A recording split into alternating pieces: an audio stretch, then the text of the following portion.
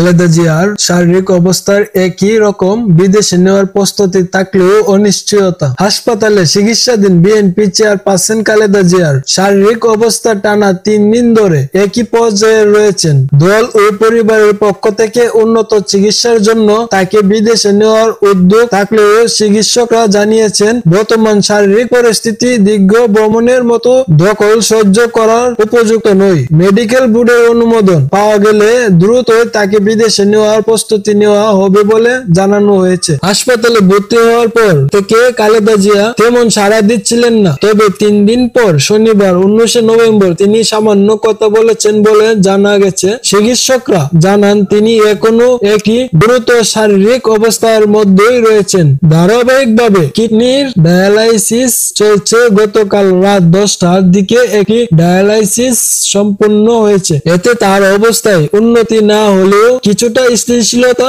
এসেছে। এ বিষয়ে মেডিকেল বোর্ডের একাধিক সদস্য জানান আগামী কয়েকটি